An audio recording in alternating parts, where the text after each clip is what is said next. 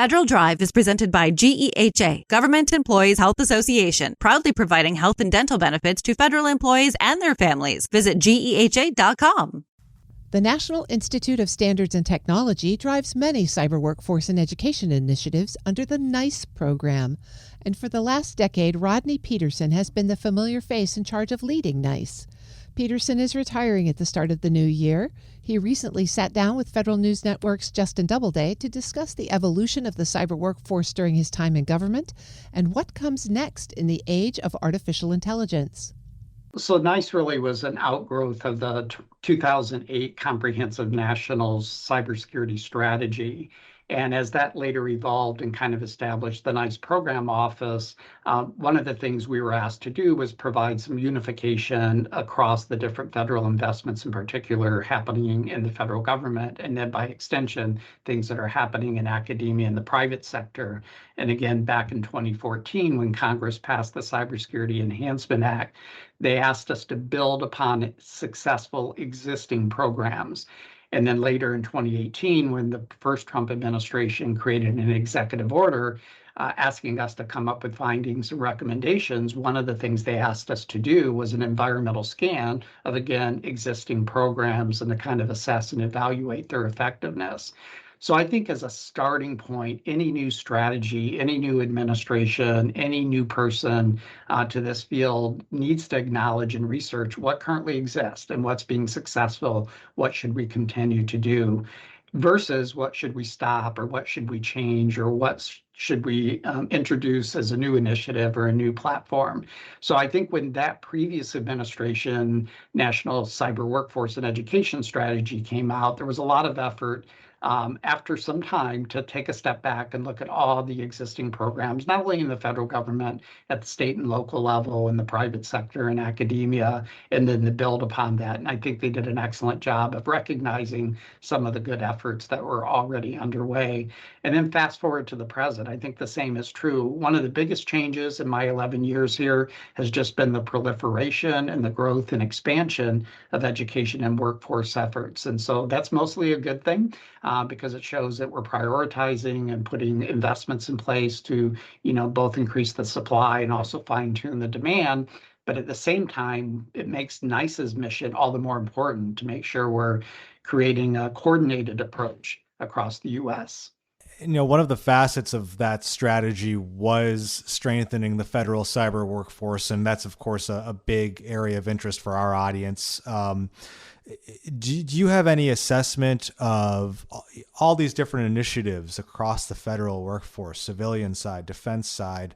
As you mentioned, a lot has sprung up over the last, 5 or 10 years, of how cohesive those are and of how successful those have been, as we know this new administration is now looking at its own strategy. Yeah, so I think, going back not only the 2014 Act I've previously mentioned, but in 2015, Congress passed the Federal Cybersecurity Workforce Assessment Act. And that was an early effort to try to essentially identify the number of cybersecurity workers we had in the federal government and that we needed in the federal government. And again, to do that, we had to have some kind of standard to measure against. So the NICE framework was the required tool to use to do that measurement. And so with that data in hand, especially to answer how many cybersecurity workers do we need a recruitment and retention strategy. And I would say, again, there was a lot of positive efforts, led by the National Cyber Director, but also in partnership with the Office of Personnel Management, Office of Management and Budget, and then, of course, all the departments and agencies like Commerce, NIST, and others who needed that workforce to try to really continue to build momentum and kind of fine-tune the federal practices. One of our community subgroups talks about modernizing talent management, and this isn't meant explicitly for the federal government, but for the private sector as well. But I would say the federal government is in need of a lot of modernization, going back to how we currently classify federal jobs, often that OPM classification series. A lot of them are 2210, IT or information security workforce. And yet the jobs, as the NICE framework represents, the work roles are much more specific than that. So I think there is an ongoing need to evolve that process, but I think some good progress has been made over the years. And you can't go into any conference that is about, the cyber workforce these days without hearing about skills-based hiring. And so I'm wondering, this is something that the federal agencies have expressed a clear interest in adopting. A lot of private sector employees have started adopting as well. How much progress do you think we've made in this shift towards skills-based hiring? So I would say at a minimum, there's increased awareness of the value and the importance that it brings. And really, it comes down to relying less on traditional credentials like academic degrees and maybe even certifications and experience, and looking more specifically at the skills, knowledge, capabilities that a job candidate would bring to the workforce. I would think that most organizations, most hiring managers, most cybersecurity professionals are on board with that. On the other hand, I think the practices still continue to lag. We still have job announcements that require the degrees, the experiences, and things that really disqualify a vast majority of individuals who are probably quite capable. In fact, not only capable today, but have the potential to be the future workforce that is needed. So we need to, limit those job announcements or job descriptions that disqualify people due to the lack of those traditional credentials, and really double down on the skills, the competencies that are needed. So again, I think in terms of awareness and in where of buying into the concept, it's pretty high, but practices still need to change to support it. AI is on everyone's mind. And I know if you go on LinkedIn, there's just so much speculation about how AI is going to completely change the future of a cybersecurity career field, perhaps completely decimate it, depending on who you ask.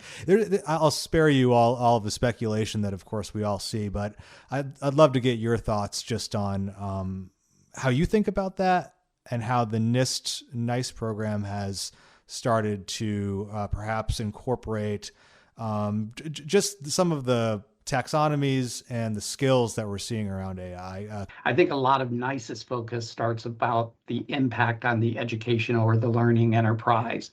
But from a cybersecurity perspective, I think NIST and NICE as well, and I would add the Centers of Academic Excellence in Cybersecurity, have been primarily focused on three impacts. One is, how do we make sure AI as a technology is secure? How do we make sure security is built in by design, which is fundamental to all software, all hardware, all kind of technology considerations? So in addition to that, we also think about how can AI be used for cybersecurity? How can those that are cybersecurity practitioners leverage AI for their benefit, all the way from writing code to monitoring against attacks and using it for defense, a variety of ways that we can leverage the benefits of AI for the cybersecurity of organizations. And then thirdly, how do we defend against AI-generated attacks, which we are going to see increasingly. Again, we're seeing it presently. That's Rodney Petersen, the Director of Education and Workforce at the National Institute for Standards and Technology, speaking with Federal News Network's Justin Doubleday. You can find the full story at federalnewsnetwork.com.